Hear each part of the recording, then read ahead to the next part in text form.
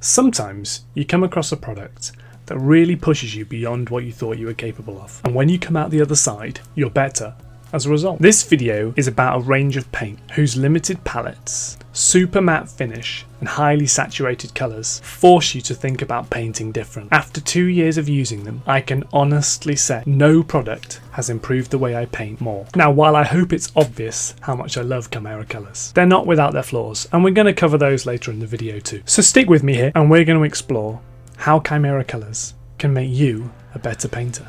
But first I want to state exactly what I mean by better. Painting is such a personal thing that everyone is going to have their own journey. You may come from an art background, and so some of the stuff that blew me away will be second nature to you. For myself, I had previously only painted using GW recipes that other people had given me, and so I found I had a lot to learn. Whatever your starting point, I think it holds out that as we try new things, make mistakes, hone our skills, we change, we grow, become better as a result. For me, using Kimera Kolors was where I learnt lots of this stuff, so I wanted to pass that on to you. This video is in no way sponsored. I bought all the products myself, so all the opinions I share here are entirely my own and reflect my experiences. What are Kimera Kolors anyway? Kimera Kolors are a small batch paint company designed by Alfonso Giraldes, Pietro Belloni and Luca Marchetti, three blokes who definitely know their way around paint. Alfonso, or Banshee as he's more widely known, is also behind the original Scale 75 Metal and Alchemy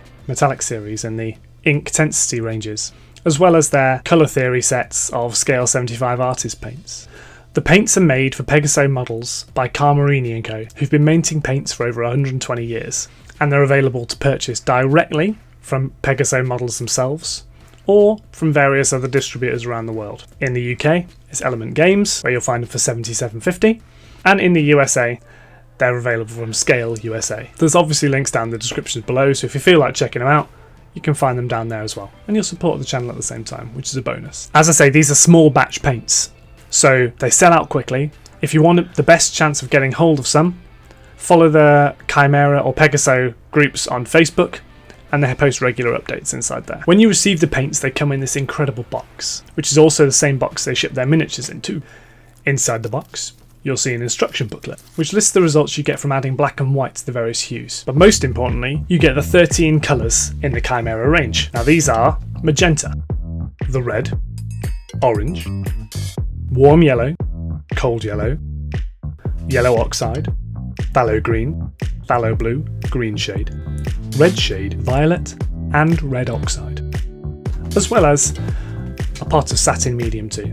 Each paint pot has 30 mils of paint and an agitator ball, which is a nice touch. Best of all, each paint has between 30% and up to 50% pigment in each pot, which is absolutely massive. If you like to geek out on the techie stuff and have an Arte background and can understand some of this stuff, here's a list of the pigments they use, which are listed on their website and obviously down in the description below too. And it's this pigment density, which literally means how much of a particular colour is in each pot, that makes Kimera Kolors so great. Check out these coverage tests I did over black and white. The paints I'm using here are just neat out of the pot. No mixing, no added water, nothing special, just straight out of the pot. You can see the nice creamy blends and how well they cover, particularly over the white. Some of the more translucent colours over the black will need probably 2 coats, but that's still absolutely incredible.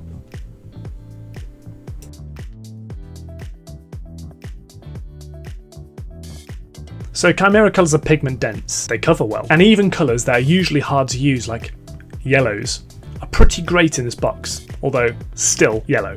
But the fact that only one pigment type is used per colour means you can achieve really vibrant colours without any of the usual muddying you get from using off-the-shelf brands. I'll show you what I mean by mixing a lime green. Hopefully you can see the difference.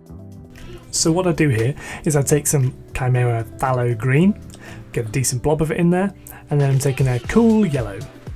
Mix together, swirl it around, and you can see those pure pigments just mixing together to make a really intense green. Keep adding the yellow and you'll increase the brightness and the saturation of that lime green until you get the shade that you want. Just keep going and going and going.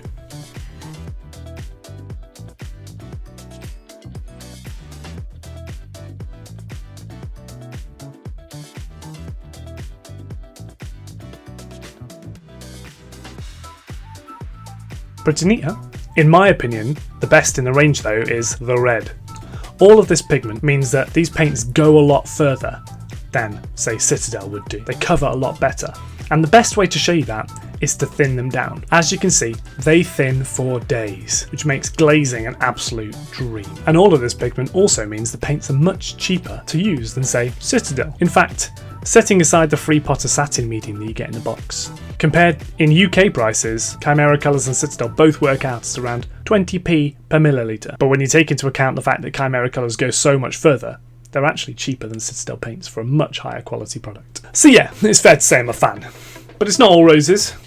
The lids are shocking. Whenever you use them, you open the lids, and I always seem to manage to drop little bits of dried up paint all over my paint palette, which, although is a tiny, annoying and definitely fixable issue, it's still really frustrating. But I guess the lids don't ever clog, so that's something. And of course, getting better at anything is hard. When I first started, these were so different to anything else I'd used. There was a massive learning curve involved with it. I found it really tricky to make them do what I wanted to do. The matte finish made everything look chalky. Kept messing up the colour mixes or forgetting what colours I'd used to make up my mixes, which made going back to a project really difficult. Hold up. I thought we were saying Kimera Kolors were good, and now you're saying they're basically impossible to use. What gives? That's a fair point. 2 years ago though, I was basically a complete noob coming back into the hobby, who only bought paints according to recipes other people had recommended.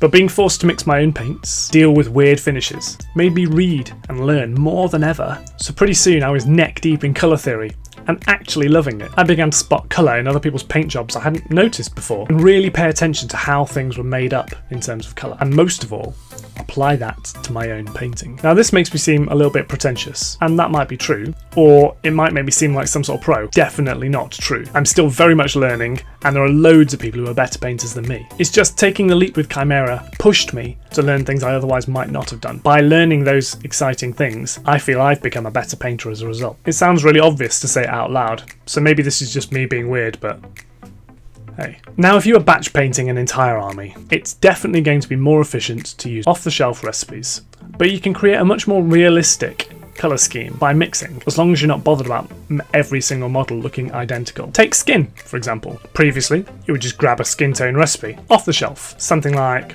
Bugman's Glow and Cadian skin tone, and maybe use that with a wash to tie it all together. Now, I would grab an orange, maybe I would make an orange, and I'd add a bit of magenta and green for the shadows, maybe add a bit more red in for the cheek and the nose areas, before adding maybe some more yellows and whites for the highlights. And while I agree, this sounds way harder, it's easier than you might think, and a lot more fun. So I'd encourage you to have a go. And while there's nothing wrong with painting by recipe, and there are plenty of painters who do just that, who are way better than me, a better understanding of colour will help you become a better painter. And that really gets to the core of the video. If you understand how things work, colours work, how mixing works, you'll become a better painter. And the way I learned to do that was by diving into Kimera Kolors. So I hope that helps you too. If you want to learn more about paints, you can check out this video, which explores how paints are made, how different mediums affect paints and other stuff like that. But here's a last hot take for you. You can use pre-mixed colours. Nothing wrong with that. As you practice, you'll still become a better painter. But why not do both? Use your favourite colours, as and when they work for you. Mix colours when they don't. Use glossy finishes when you want a glossy finish, and matte finishes when you want a matte finish. It's easy. Most of all though, the journey's yours. So as long as you're having fun, crack on. See you next time.